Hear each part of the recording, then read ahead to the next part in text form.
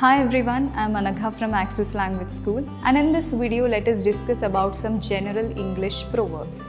Now, as you all know, from time immemorial or till nowadays, most of us we prefer to communicate in an indirect manner when compared to communicating in a direct manner.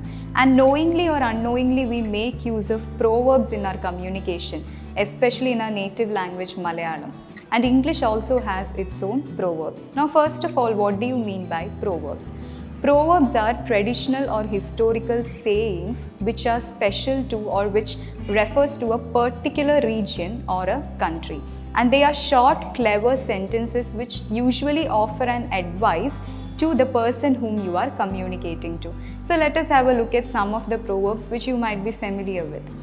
First one is, as you all know, don't judge a book by its cover, which means that something might not be the same as they appear. So you need not be judgmental whenever you approach a particular thing or even a person.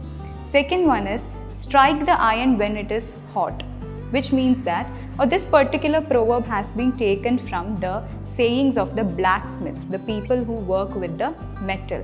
So it is related to a particular community, which means that you should take advantage of the right thing at the right time. Third one is, when in Rome, do as the Romans do, which means that whenever you are away from your hometown or some other place, try to adjust to the new surroundings or imitate the things which are going around you instead of staying stubborn.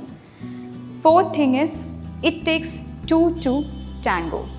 Tango is a Spanish word. It's actually a dance form which is performed by two people.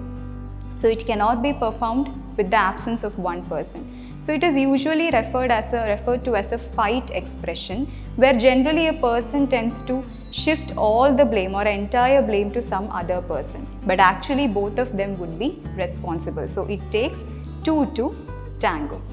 And the last one is, be slow in choosing but slower in changing, which means that whenever you choose a particular thing or whenever you choose a person, be very clever in it, be very cautious and diligent.